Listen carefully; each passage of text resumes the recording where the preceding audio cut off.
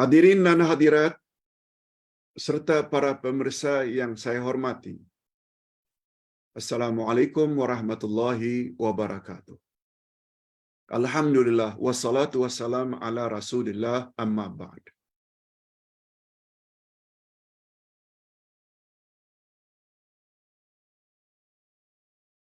Semalam Ustaz dikirimkan satu video, seorang ustaz mengatakan,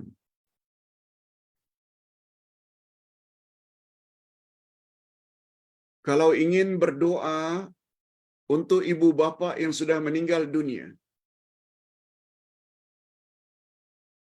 adalah tidak tepat dan salah. Bila doa itu berbunyi, Rabbighfirli wali walidayya, warhamhuma kama rabbayani saghira.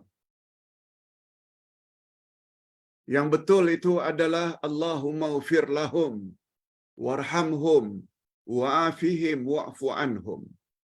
Kalau ibu, Allahumma ghfir laha, warhamha, wa'afiha, wa'fu anha. Kalau bapa, Allahumma ghfir lahu, warhamhu, wa'afihi, wa'fu anhu. Kata beliau, adalah salah dan tidak tepat bila doa kita terbatas kepada Rabbighfirli wali walidayya. Ini yang Ustaz ingin komen. Sebab yang kirim video tersebut tanya, betul ke Pak Ustaz? Selama ini ibu bapa yang telah meninggal dunia, saya bacakan doa itu. Rabbighfirli, ya Allah ampunkanlah dosaku. Wali walidayya, dan ampunkanlah juga dosa-dosa ibu bapakku. Warhamhuma, cucurilah rahmat ke atas mereka. Sayangilah mereka.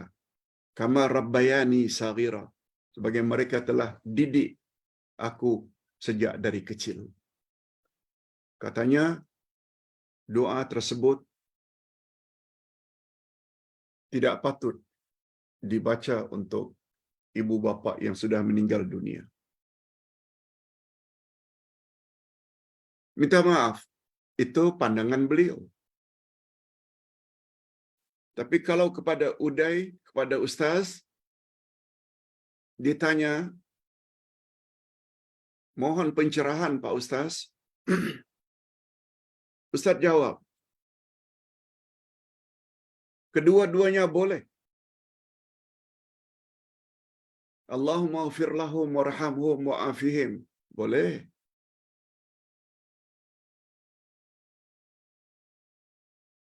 Rabbighfirli wali walidayya. Boleh. Apa sebab boleh Pak Ustaz? Hadirin dan hadirat, ibu bapa kita, apakah semasa hidupnya mereka atau setelah mereka wafat, meninggal dunia, mereka tetap ibu bapa kita.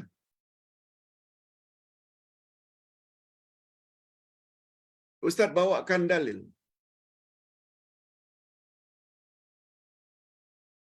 Baginda Rasul sallallahu alaihi wasallam bersabda, "Tud'auna yaumal qiyamah bi asma'ikum wa asma'i abaikum fa ahsinu asma'akum."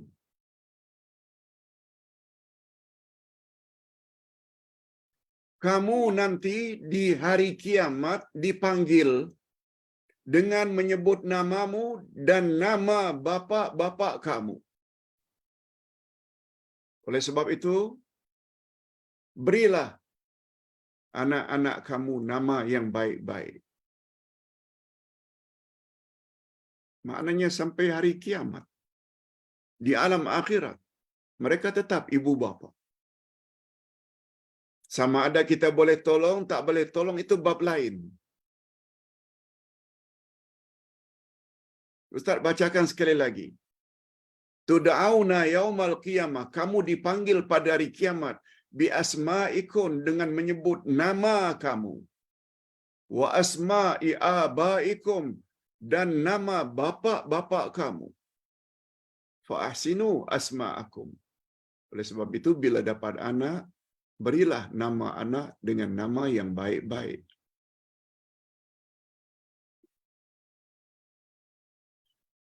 Oleh sebab itu, apabila seorang anak berdoa, sama ada ibu bapaknya masih hidup atau ibu bapaknya sudah meninggal dunia, mereka sudah arwah.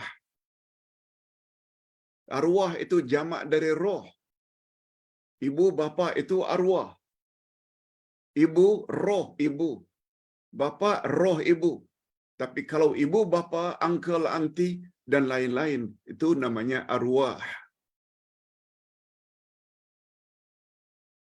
Mereka tetap ibu bapa kita. Allah Subhanahu wa taala Maha tahu, memang kita keluar dari rahim ibu kita yang sudah meninggal.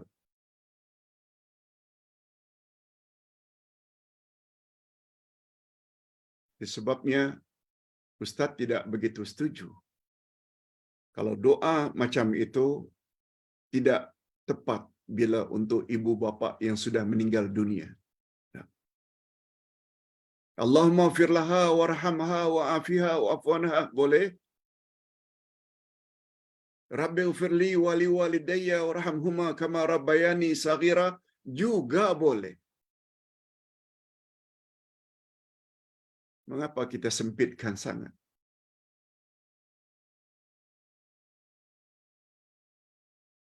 Allah Subhanahu wa taala mengetahui segala-galanya.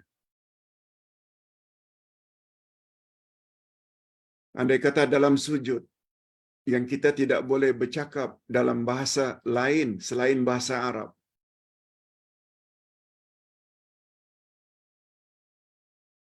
lalu kita tidak hafal doa Rabbi firli wali walidayya, kita juga tidak hafal Allahumma fir laha warhamha, lalu kita berdoa dalam hati, dalam bahasa kita pun sampai Allah tahu zahir batin.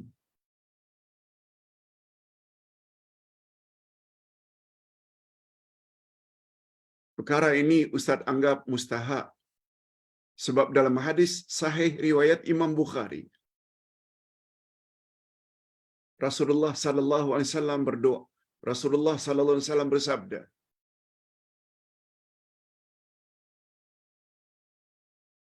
di dalam kubur tiba-tiba ibu bapa seseorang diangkat tinggi oleh Allah derajatnya.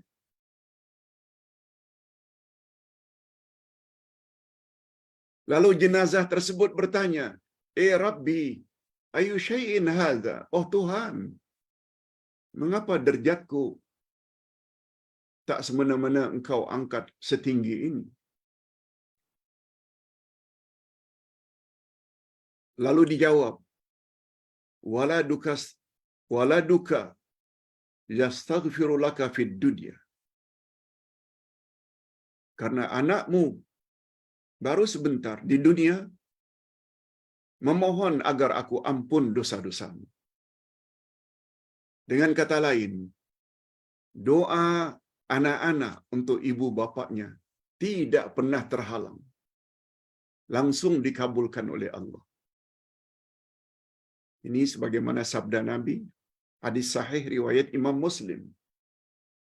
Iza mata banu Adam, inqata'a amaluhu illa min thalath.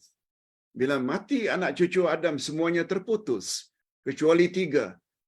Pertama, sedekah jariah. Dia bantu pembinaan masjid, rumah anak yatim, dan.